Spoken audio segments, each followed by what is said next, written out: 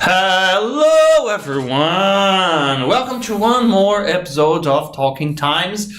This is the 190th episode. Man, we're getting old, you see? It's not only me. Today I'm here with Rodolfo. We're gonna have an amazing chat about being an interpreter or a translator. So if you have doubts and questions about it, bring them on. We're about to start right after our podcast intro.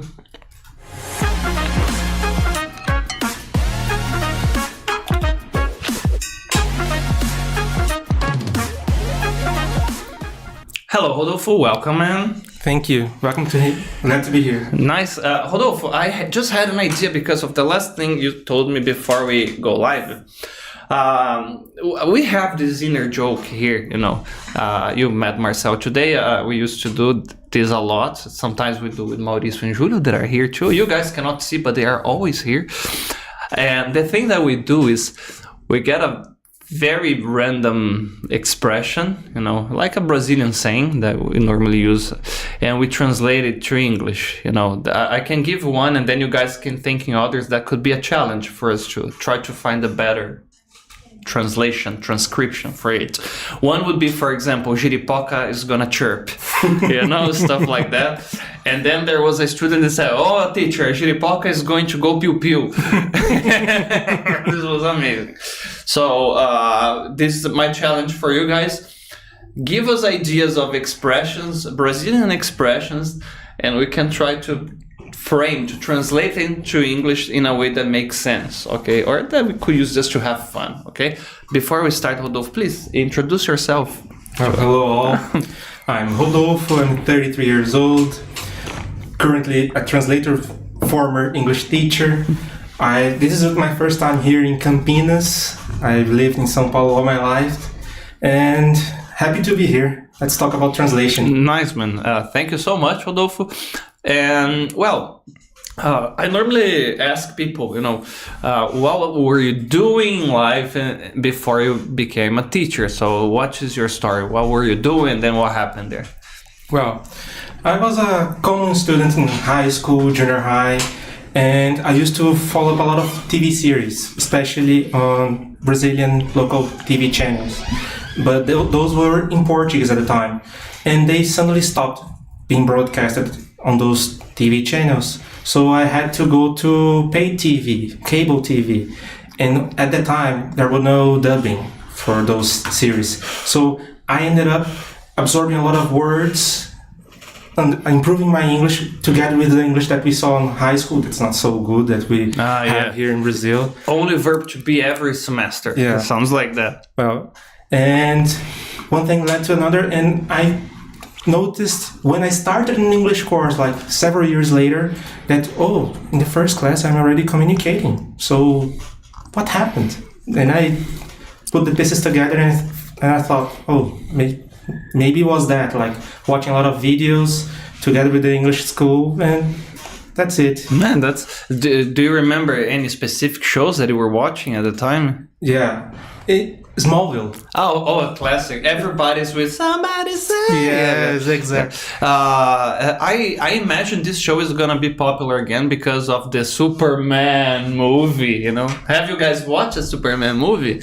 Impossible, because it hasn't been released yet. You see, we give information every... the guys won't let that one go. So, I remember this one too. I remember one, man, that was classic. That was, going back to translation, the original name is Wonder Ears. But in Brazil was Incredible Ears. Yeah. The name was something like this. Yeah. And I was so used to the dubbed version that when I used to watch in Rede Cultura, TV Cultura at the time. And when I watched it as an adult, it was the first was a shock and a piece of adaptation, because I was very used to the narrator in Portuguese, Kevin Arnold's and Winnie Cooper's voice, and all of that. So when you started watching the shows in English, was it the same for you? Or you say, man, oh my God, it was so nice in Portuguese, now it's weird? Or was like, oh, it's new, it's nice as well? What was your feeling as a... I tried to follow up the story. Like, I wanted to see what is the next episode, what's going on. So I didn't feel this awkwardness, but I was focusing on the story. I didn't pay attention too much on like what was being said or what was the specific words throughout the subtitles or anything. I was trying to have a good experience. Like I was watching in Portuguese without paying attention to those details. I was going to do the same in English. Nice. This is a very nice tip for students as well. That is, we have been talking about this for a while in this podcast. That is, try to relate your learning process to something fun. You know, in your case was watching a TV show that you enjoyed. In my case was music. I wanted to sing in English, so I had to listen a lot, you know, and it makes it way easier to. Exactly. Way easier to. Okay. So in a way, it's fair to say that you learned English like by accident. Exactly. It was something like that. Exactly. Okay. And after that, you told me that you started to study. And how long after that did you start teaching? I started an English course about, let's say, 5 years after noticing this improvement on English. And on the first class, I noticed I was able to speak on the first class. So on the next year, my teacher was going away. I don't remember exactly why. They hired another one. And after that, this other teacher left and they put me in his place. So I was finishing my course and taking at the same time English classes like on lower levels. So I was doing the same time, the both things at the same time. So you started teaching by accident too? Yes. Yeah. Nice. It was. I remember it was. I had this band in the past, and the bass player, my cousin, was working like in a computer preparation school and like a computer school. We used to teach computer courses, and they had this free English course there. And this something similar, Mike, that we had a position for a teacher here, and I was high intermediate or maybe advanced at the time, but I didn't have practice in conversation, you know. And he said, you speak English, why don't you come here and start teaching? I said, man, I don't know. I don't think I have the patience to be a teacher, you know. Then I started, and this was back in the day, 2009, you know, when I was 12 years old. Yeah, a bit more than that. Having this perspective as a student, Rodolfo, what do you consider that makes a good teacher? Because you were still a student and you were already becoming a teacher. So I imagine it helped you to pay attention to the student needs and like have patience, maybe. I don't know. What do you consider like, this makes a good teacher? I think trying to fill each other's shoes, right? Like try to think on a student's perspective is a must, and trying to simplify things. This is difficult for me at the time because I think when we learn something one way, our brain doesn't automatically think, oh, we have another way to do that. Makes sense. So this is a challenge for me, and I think a good teacher always have like a second option, a third option to help the students understand in different ways a topic, a word, or anything. Well, were you already into translation at the time or not yet? Not yet. I wanted to work with the English skill that I developed by accident. Because I had no other skill whatsoever. For example, cooking, I'm terrible at it. But I wanted to have a career that I could feel proud of myself. And I said to myself, what can I do? And then I started looking for other possibilities. And I found the translation, this is a good idea. I went after it. So, what is the normal standard path that if somebody wants to become a translator, it's not only speaking the language, right? Where should you go? What should you do to start preparing for it? That's a very tricky question because there's no right answer for that. Because I say that my case is a bit of an exception. Okay. Because I'm hired for a company to work for them. I'm an employee. Okay. But this is not the natural course of a translator. Translator work per job, like a freelance translator. Every day you need to go after clients. You need to show your expertise on a specific area. So there are these two ways. You have to go to clients directly and offer your expertise on translating on specific area, let's say legal terms, legal text. This is an idea. Interesting. Okay, or go to translation agencies. We have translation agencies here in Brazil, abroad. Apply for them, make tests. You need to do tests so you can join these translation agencies as freelancers, and they send you jobs on different topics. Okay, and I imagine you don't have like a contract of exclusivity, for example. You can work for more than one. I do. Okay. I do because I'm an employee. Okay. I'm an employee. But in general, translators work as a freelancers, so they could work for several agencies, several clients in several topics. So if you would like to do some home office, work from home, something like that, it's a path maybe. Probably. Yeah. Probably. Especially because you could work for people all over the world, actually, Excellent. Yes, excellent point. I work with people from all over the world. My team has people from Poland, from Germany, Spain, Argentina, Brazil. So we always have this exchange of information that is fantastic. It's very interesting how everything links in a way.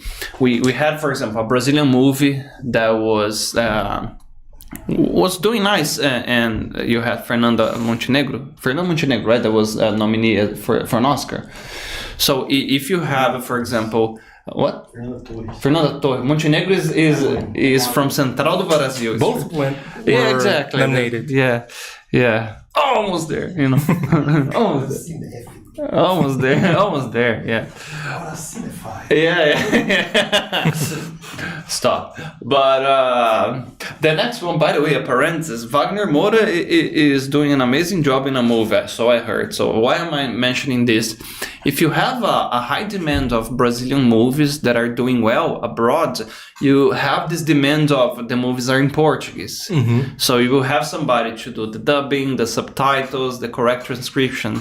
Yes. So it's very interesting how everything is linked in a way, Yes, absolutely. And I was thinking here, when you start translating, Rodolfo, for example, let's say you normally get stuff in English and you translate to Portuguese. So you get used to doing this every day. Maybe it could sound a little silly, but if you had to translate to Portuguese to English the other way around, the level of challenge is the same or is completely different because the default language is the other? Depends a bit of how used to the topic you are. Because, for example, I had worked before where I'm working right now. I used to work in a company that I did both ways. But they were different documents. Okay. So, for example, the documents I deal now, I wouldn't feel very comfortable doing the other way around. Especially because I work in a medical field. Oh. I translate clinical trial documents. So, working the other way around, I wouldn't be 100% confident that I would perform at the same level. I think I would deliver a good job, but not at the same level. I think I'm a good translator in Portuguese. I think I might be a good translator in English as well, but not exactly the same level. Man, what a responsibility, because if you get one term a little bit off... One number is, you may kill someone. Yes, milligrams. Yeah. Oh man, so going back to, like you said, there is no specific way, like a clear path. But you mentioned that you studied it for 3 years. So where do you go to study about becoming a translator? What are the topics that you see? How does it work? Okay, I had a graduation at. Can I say the name of it? Of course. I had a graduation. You can say whatever you want. I went to Uninove. I studied there for 3 years. Shout out to you guys from Uninove. Uni9. Yeah, Uni9.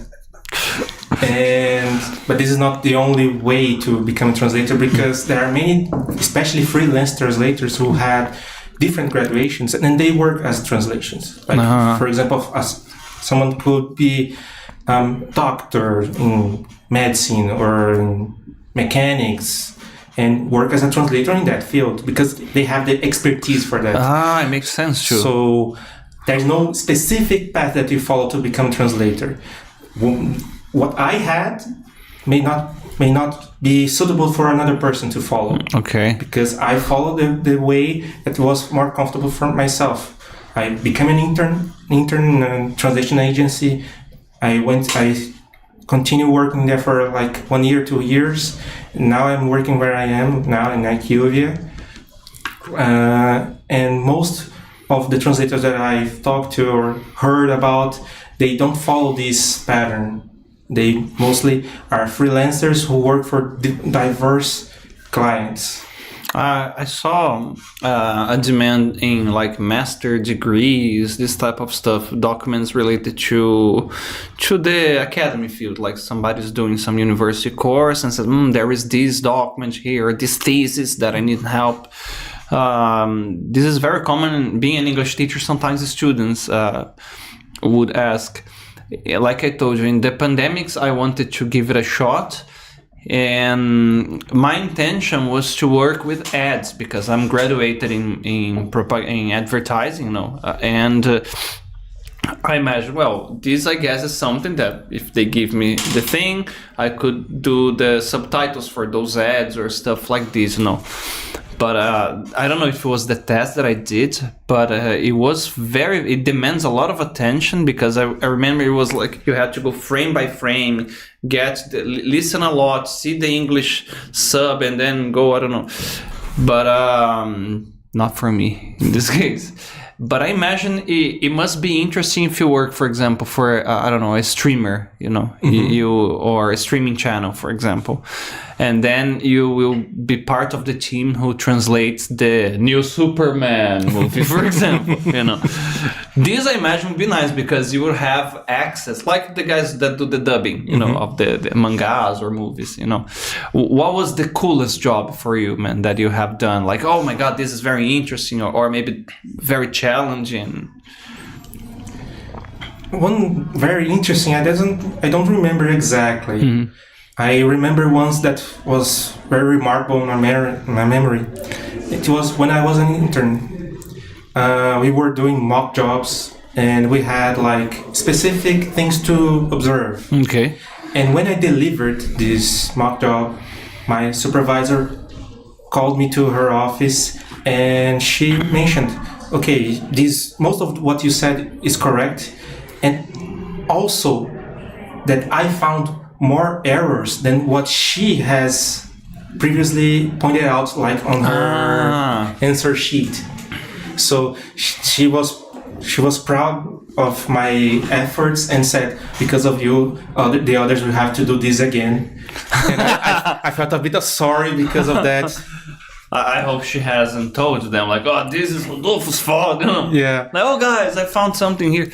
So that was a moment that, thank God I did a good job and I felt, okay, I'm on a good way. I think this is the right path for myself. So right off the bat, I imagine here that to be a good translator, you need a lot of focus and attention because like you said, you found mistakes that she hadn't found before.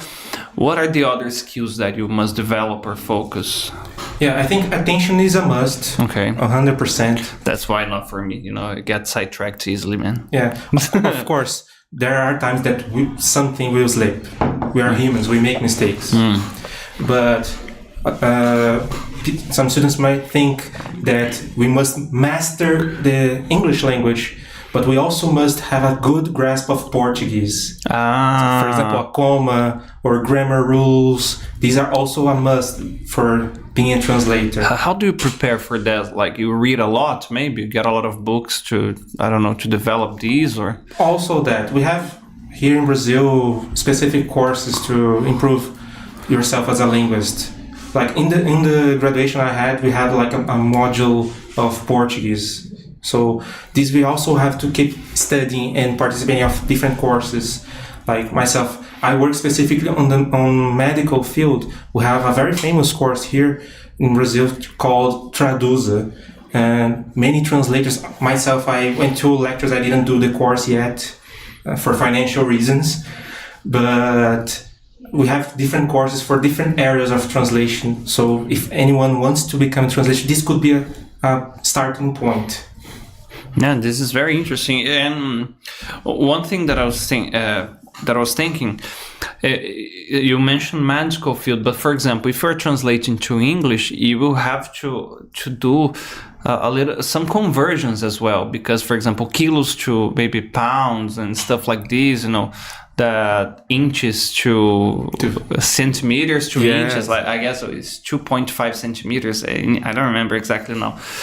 But this is also something that we really need to be aware, these cultural differences. Exactly. Sometimes we see, like, you give it a perfect example, like inches to centimeters. This happens a lot, that we need to pay attention that if the value was converted as well, because nobody here in Brazil would understand, like, you have like 6.5 inches or feet. Yeah, like what feet? The patient has two. What are you talking about? Yeah. And if you translate to English, but for example goes to like a British place, a place that they use the British version of English, the conversion would also be different. So, yeah. You also have that. Damn. Okay, interesting. But besides translation, you also work with interpretation. Can you explain to us what's the basic difference and how one thing influences the other? Maybe. Actually, I didn't work as an interpreter. Okay. Because the course had both areas. Okay. In graduation. When I joined, I wanted to become an interpreter, but throughout the course, I was doing the exercises and I was thinking to myself, this is going to be so hard. I think I'm going to go to the translator area. You have to think very fast, I guess, depending on the area. Yeah. More than the area is the idea itself, because we have simultaneous interpreting and consecutive interpreting. Especially the simultaneous one was very difficult for me, because we needed to listen and speak almost at the same time. And when I started speaking, I couldn't listen to myself. Furthermore, the lecturer. So for me, it was like a physical barrier. I tried to do it. I gave you an example of a bad UFC interpretation at the time. Like the coaches were saying something to the fighter, and the person doing the interpretation or the translation of what they were saying was like a little bit off, like, keep the game in the ground. So instead of going to like, use your wrestling or your jiu-jitsu, was saying something that was not exactly that, like, calm down or whatever. And I was like, but it's not that. But then I thought about the Show do Milhão effect. Okay. When you watch Show do Milhão, it's like this. Oh my God, these people are so stupid. How could it? If it had to be you there in the same shoes, maybe you would have been nervous and you would have committed the same mistake. Yes, absolutely. Because it's the timing, the quality of the sound too. I don't know. But I don't know. It felt really, really hard to do. And I remember when I used to go to church, when I was a kid, I used to go to this Baptist church, and sometimes there would be like a missionary that would give like the mass or the sermon in English, and there would be somebody from the congregation that was fluent in English and doing this translation. Man, what a trap! Because imagine the tabernacle of the gods, stuff like that. It looks really tough. And there would be times the person was saying something, reading a passage from the Bible, something like this, and they had to,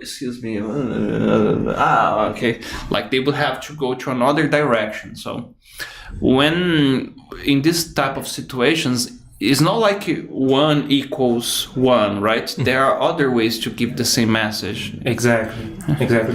Interpreting is quite challenging. Also, we have to think about 2 things.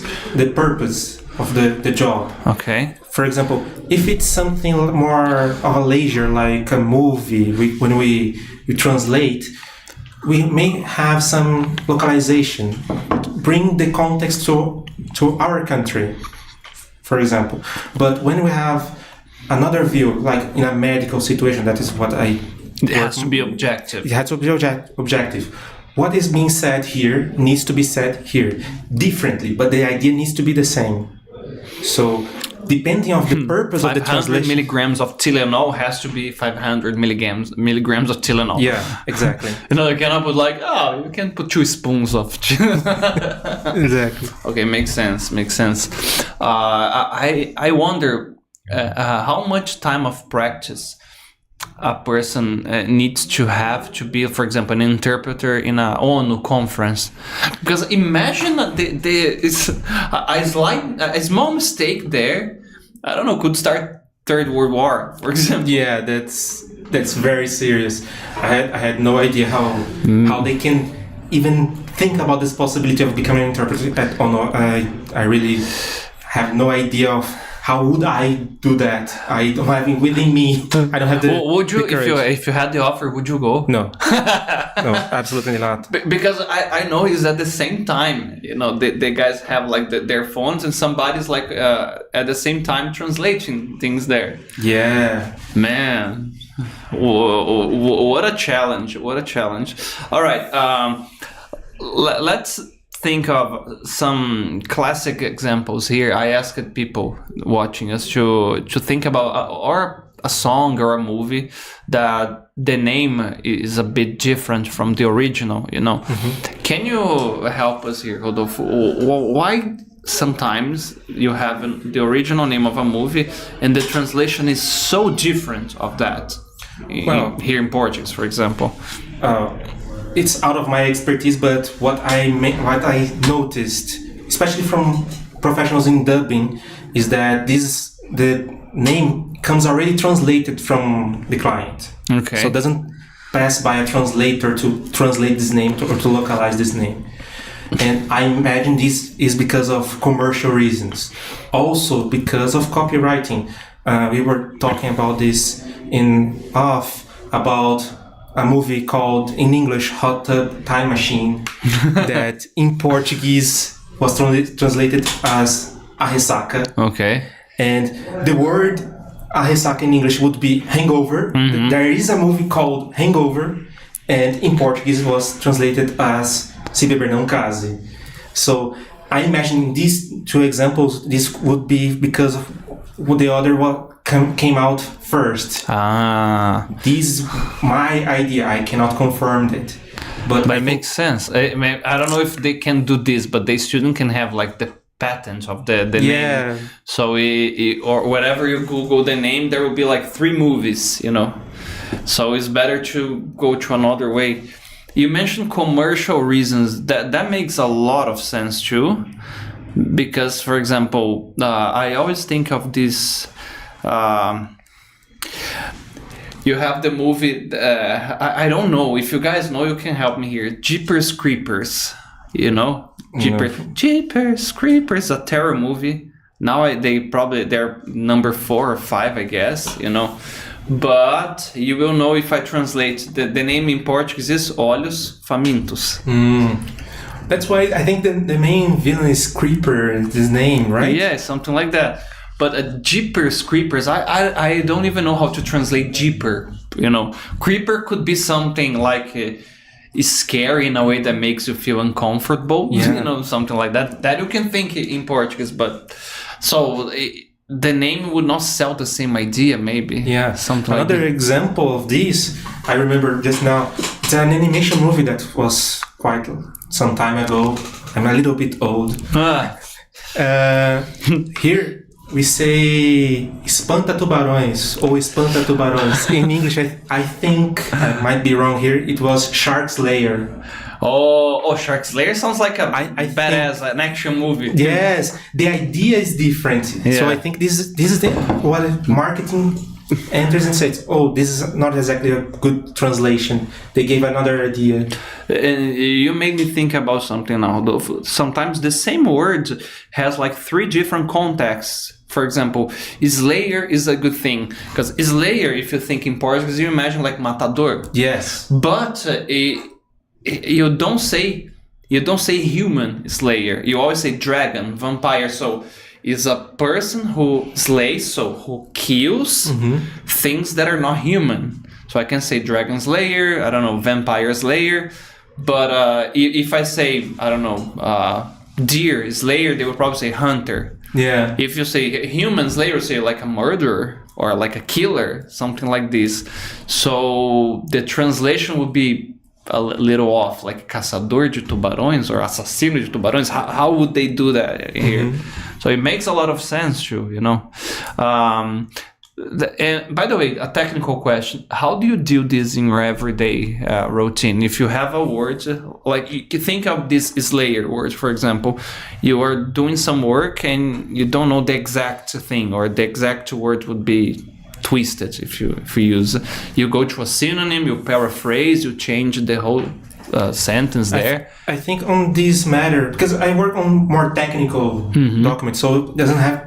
This situation doesn't happen so often. Oh, good. But what I would do, I would go back to English. What I mean about that, we have a word that I'm trying to understand. We don't translate first to Portuguese. I would go back to English, try to have synonyms in English, definitions in English Makes first. a lot of sense. To expand our comprehension of the English part, so you have a full understanding, and then you bring to Portuguese. You try to bring the idea, not the word. I think in these situations that we have some flexibility of meaning. I think I would do in this matter. So, o espanta tubarões, it makes a lot of sense now. Yeah. Because it's like an animation, so it's teens or kids, maybe the target audience, I guess so, right? And it makes a lot of sense. Okay, one from the chat here. Hello, Simone. Oh, Simone, I guess you are from Times Infinity. Shout out to you. Hello, listening and enjoying the interesting interview. Okay. We were talking about some songs there, right? Yeah. Okay, let's think of some examples here and try to see if people can do that. I mentioned a Garota de Ipanema, right? That is one that... how many languages you said that it has been translated? I don't know. Many, right? The number is specific. I just know that it was translated in Spanish because I saw this in university. In Spanish, the teacher of Spanish. It was not in the translation because I started doing tourism, then I changed translation. But the Spanish teacher, Spanish professor, sorry. Okay. He mentioned this song and started to sing Mira que cosa más linda, me llena de gracia, es esa muchacha. So this is an equivalent one. Yeah, this is equivalent one. Okay. In English it's the same, like look what a beautiful thing. I have no idea. If you're watching us, please Google Garota de Ipanema in English. Okay? You can do that, Julia. I'm joking. Probably there is a lot of versions. I have one that I would like to see. I'll try to do with you. People can try to do. How would you translate the song from O Couro Vai Comer from Charlie Brown Jr.? I have no idea. I'm not a song guy. When I was learning through video, no song. No, so. but look at this. Wait. O couro vai comer. The letter is gonna eat. The letter is gonna eat. In Portuguese, it's like, meu, tu não sabe o que me aconteceu. Bro, you don't know what has happened. The guys from Charlie Brown raided the city. I guess it would be nice. Like a Viking band, you know?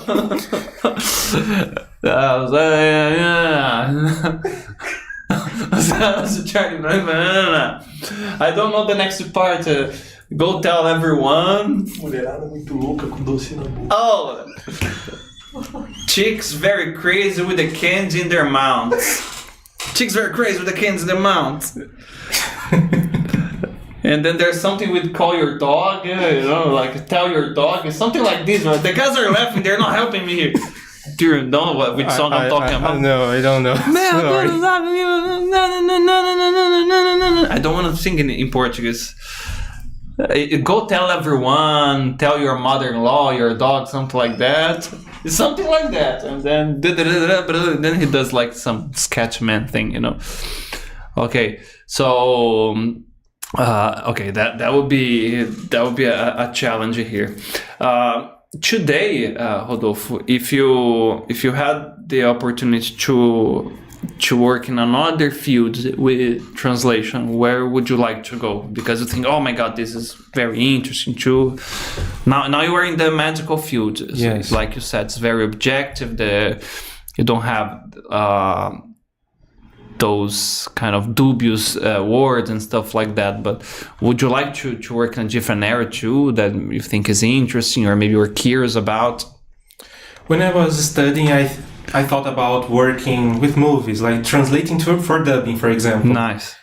But also I think it's quite challenging because there would be movies that would be easy to localize, but other ones not so much. For example, I think one thing that one of my professors at university told me that would be easy, but I didn't think so at the time, but I think they were right.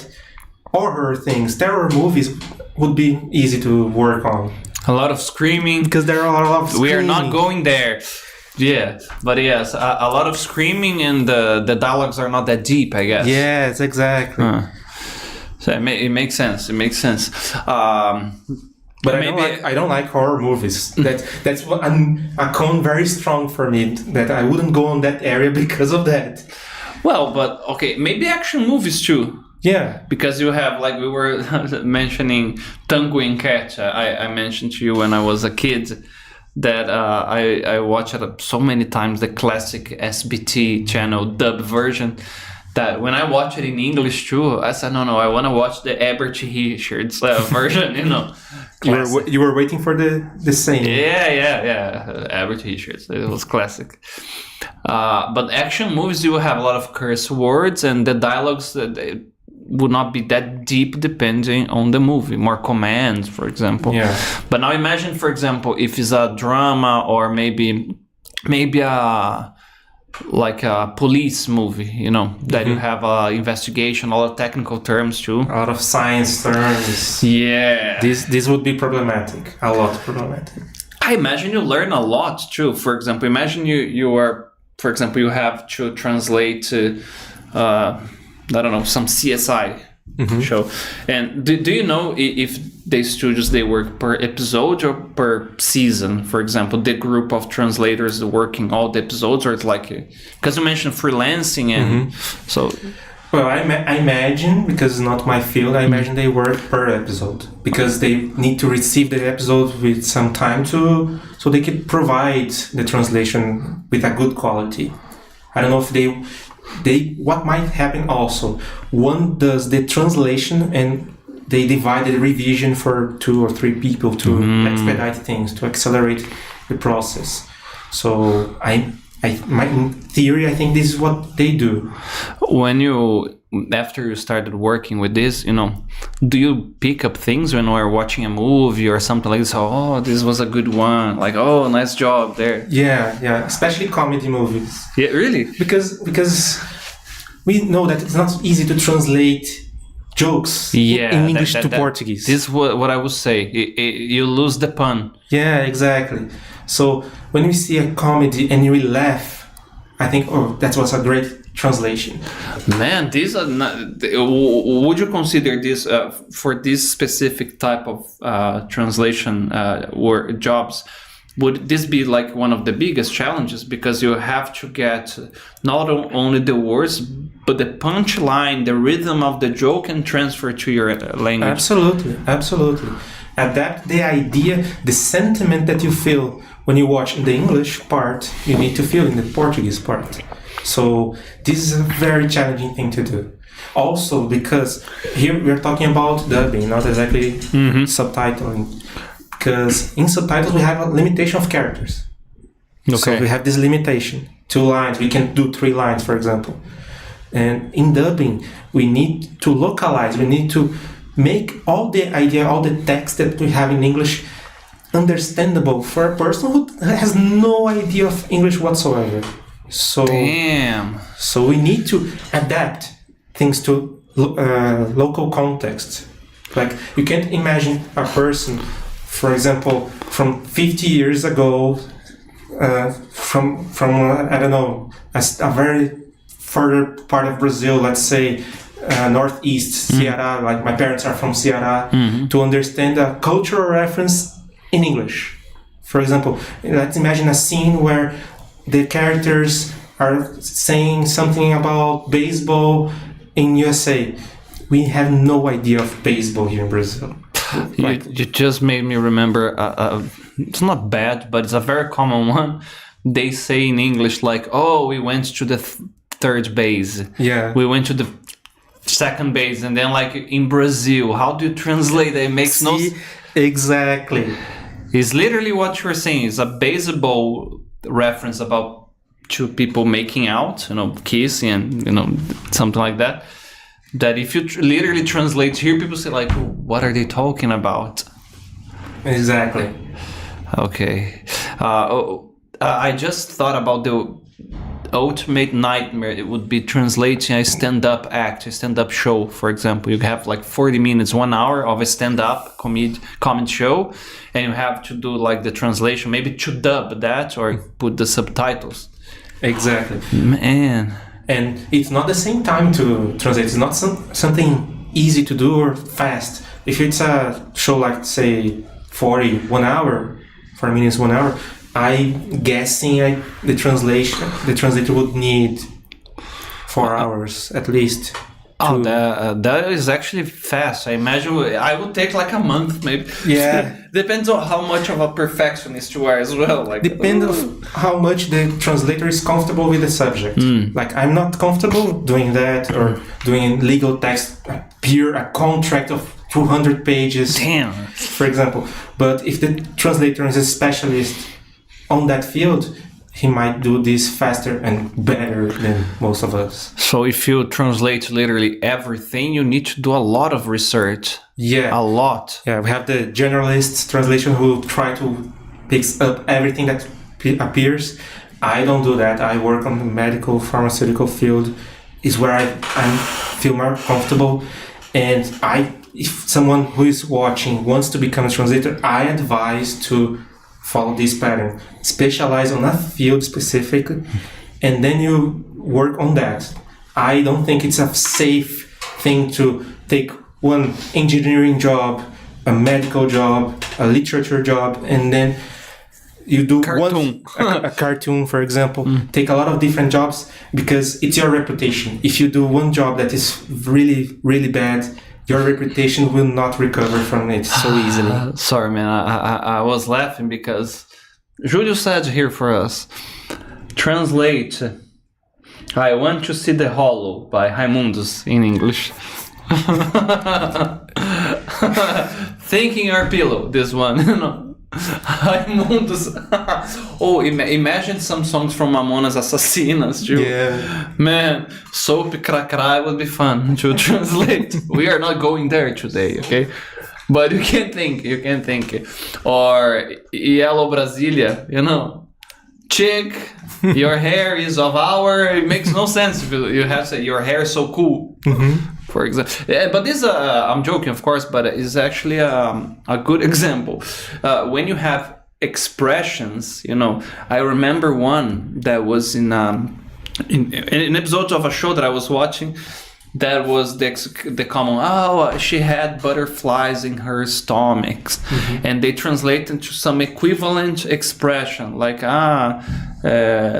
ela viu o passarinho verde, something like that was a similar idea, but not literally butterflies in the stomach. Exactly.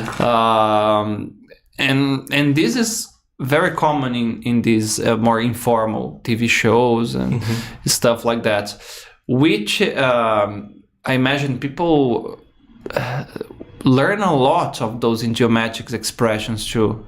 Exactly. You have to study your own culture to know how to do the equivalence there. Exactly. Man, it's crazy. So this is one of the challenges. You cannot be a lazy person in terms of I speak the language, I'll just translate. It's not like that. No. And also, being a translator requires a lot of grasp of Portuguese. So you need to understand that sometimes even it's more important sometimes to understand well the Portuguese language, to have a good knowledge of it, so you can have the possibility to find solutions for those problems. Sometimes in English you have like one word that gives the meaning, the idea, but in Portuguese you need to put 3-4 words to pass the same idea. Damn, man. What would you say that has been the most challenging work that you had to do, Rodolfo? Most challenging? Yeah, like when you got the job, you say, oh my God, I'm gonna have to prepare myself a lot to do this one. I think everything that comes with statistics is difficult for me, because I haven't studied specifically statistics. So when we have these terms like Bayesian model, I need to look what this is, understand a little bit, because we can't understand fully, and then we're gonna research an equivalent, if it was a direct translation, or it was a different translation completely in Portuguese. So I think my kryptonite would be statistics. Bayesian model is the thing related to predictions. Yes, exactly. Man, you see, knowledge. I saw this term in a book a long time ago, and so yeah, imagine it's tough. People imagine. I remember this as the perspective of a teacher. I would tell my students constantly, when you are in a conversation class, don't translate. Like we were chatting before, you told me that translation is a very good tool to improve your vocabulary, to learn specific things. But if you are in a conversation class and the person is talking to you and like, oh, hello, what do you like to eat for breakfast? Você perguntou o que eu como de café da manhã. What would you say to the student? You understood. Yeah. You understood. So don't need to speak Portuguese. You're in English class, so you need to speak in English. Please say that again. So if you are watching this, Google Translator student, remember. Yeah, exactly. When we were, I'm not in an English class anymore, but when I was a teacher, I tried to repeat to the students the sentence they understood. We saw on their eyes they understood. Yeah. But they lack the confidence of speaking in English, or they need to reassure their understanding. But they did understood.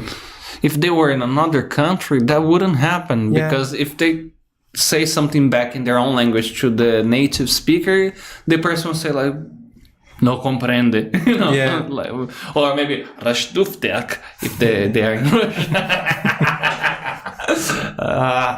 How does AI influence your work, or what are your predictions? Because I remember Google Translator because of this. It has been improved a lot, but 10, 15 years ago, I remember a lot of expressions wouldn't be translated in a close way, in an efficient way. It would be very off, or it wouldn't get the meaning, so is there a future where you imagine that AI will do this with the same precision that a human does, or no, there is another element that it doesn't have and will never have? How do you see this, Rodolfo? I think for specific fields, this, I don't want to say never, but it's something like this. Never gonna happen. Okay. Because it requires some skills that the humans have, but the machine wouldn't have. Think about overall conversation. I imagine this could happen, because we are seeing that, for example, Google has improved a lot nowadays, and they make good texts. So in a conversation, like if we take to the movies, like multiversal translator from Star Trek, for example. This, I think it's gonna take a while to pop up here. Yeah, the latest thing that I saw that I was flabbergasted, actually, it was, for example, they get like a politician giving a speech. The last one, I guess, was the guy from Israel saying something about the war there. And he was speaking Portuguese. And then I say, what's up with that? How is that even? But it was an AI that got the original speech and kind of dubbed, to the. Have you seen this already? Not this one you mentioned. I think I saw like famous soccer players saying things unimaginable. So unreproducible. I won't say it. Yeah, but I think this happens a lot. I think the word is deep fake, right? Yeah, it was something like this. So I was, in a way, I was excited at first because I imagined, well, if it would make communication faster, like you just have something, and you could automatically do this in a movie or something like that. So I imagine, okay, this will make the thing faster. But at the same time, like any tool, it could be used to do a lot of harm. Because imagine if I get, for example, I get a politician, and then I put a speech like, I'm gonna destroy everything. I don't care, Depending how it goes, if people are not careful, it can really start like a riot and a conflict, something like that. Exactly. Like using a voice, for example. When something very exaggerated, for example, Silvio Santos singing Linkin Park, for example, my Instagram is full of those. It's very funny, but it has another aspect. You have, for example, a new album with Kurt Cobain or Freddie Mercury or Michael Jackson, and then they start to have other discussions there. But I don't know. When I think I get this, we have this view. Like, if it was made by a real person, you give one credit, one value. If it was something automatic, you kind of say, like an essentialist view, you just get something translated. It was just an app that you translated. And the AI might not have the feeling of checking things that a human would do. For example, a word, I'm thinking about more a document. A word that was used in one way in the beginning of the document might have a different context or a different use later on. The AI nowadays, actually, it is improving, but I don't think nowadays it is in a level good enough to do this comparison by itself. Yeah, it makes a lot of sense. And I guess people will kind of be a little, I don't know, not worried, but for example, if it's something that is completely like an app, something like this, is something that can be hacked in a way. So they will feel scared, or I don't know. Think about in the sci-fi aspect, I always remember something that I saw that I guess was an app that let the person get their phones, and does something like this. Hello, how are you? And then the thing automatically translates, and you can go anywhere in the world in any language, but isn't not nearly close enough to look a person in the eye and you say, hello, how are you? Yeah. So it lacks, because it's, I don't want to use the word artificial, but it doesn't sound genuine, like a real... You don't have the human connection here in this interaction. Exactly, this is the thing, the human connection. You have the connection, but no human there. Yeah, exactly. So I guess we can think in the same ways, like about translating things in general. You can have a tool to help you if you don't speak the language. For example, if I had to go to Japan tomorrow and I am in a place where English is not effective for me there, like maybe I'm in a rural area, for example, I would totally use this app. Automatic translation Portuguese, Japanese, and I would be 100% of the time, what if the thing doesn't do the job effectively and I say something that offends the person? No, but if I study the language, I speak the language, I wouldn't have this concern. Yes. Exactly. The concern would be feeling the cultural vibes and this type of aspect, Even in the process of learning a language, you could use this tool in the situation that you mentioned. But also, when you are studying this language, you would have like you would develop your own feeling. I think it's missing something, or I think this is not 100% perfect. Even if you're not fluent in that language, just because you have a little bit of context with the language you are studying, and you start using those apps to provide any kind of communication, you would look to the communication differently. You would think a bit more further. And when you are 100% there, you have all the non-verbal cues that the other person gives to you. Exactly. So if you're talking with the language, say, have I used the correct word? And the person maybe will laugh or say, you mean this. But if it's just like an app that the person will be like, okay, this or that. Would be not, these nuances would be lost too. Exactly. Nice. Unfortunately, Rodolfo, we are running out of time already. Oh, already? Yeah, I told you that time passes quickly. But a few things here that I would like you to share with our students. How these interpretation and translation skills changed you in terms of English, or how has this improved your English and your communication, and general tips if people want to start working as a translator, or maybe facing the challenge of interpreting stuff. What should they do? Where can they go? Well, I would say not only for translating or being an interpreter, but always research what you're gonna do. Like you wanna be a translator, research what it entails, what it's the requirements, and if you would feel comfortable doing it. Like for most of the cases, you might feel a bit lonely because you work on your computer, not close to other people. For example, interpreting, you work in pairs, in a booth, soundproof, still a bit lonely because you're two people. So I think first you need to research what that job is and how you feel doing those things in the future. Then you go step by step. Okay, I want to do this. What is the first step? Let's go. So start learning the language too, right? Yeah. Yeah, because as you said, you have to study a lot. Not only the language that it would be like English, for example, but Portuguese as well. You have exactly. Okay, and you mentioned something that I think is you kind of break into smaller steps, like starting choosing a niche that you would like to do. The general thing sounds too crazy to start, I guess. Yeah, because you take a job in one topic and then another job comes up from a different topic.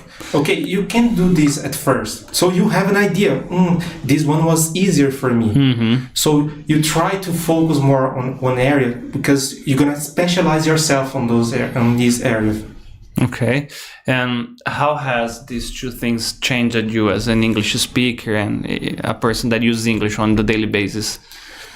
I think it made me more confident on speaking, specifically speaking, because as I work with people from around the world, I noticed that I didn't need to speak 100% perfectly. Like I need to put the I, the do, the not, every synthetical part in the exact same way as we learn in school or any English course.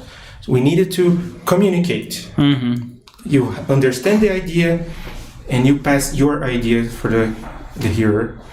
Yeah, this for me was one of the most incredible things that speaking English has brought to my life. The fact that you can communicate with people from all over the world and you learn. It's like a door for other universes that are there open to you. Exactly. It's nice. Rodolfo, thank you so much, man. Thanks for the invitation. Glad to be here. We can have an episode just doing mock translations with funny songs, like I Want to See the Hollow by Raimundos could be the first one, Soap Cra would be another nice one. This would be is a good challenge for the students too. Now I started to have ideas of special class. Thank you so much, man. It was very nice talking to you. Likewise. And guys, thank you watching us here as well. Don't forget, this episode is going to be on Spotify tomorrow, and I want to challenge you guys. If you are one of our students, here at times, and you are going to the advanced part of the course, this podcast is an open space for you. We really like when the students come and you can choose the topic and we can have a nice chat here, So hope to see you on our next episode, maybe here or there watching, and talking times. Bye-bye.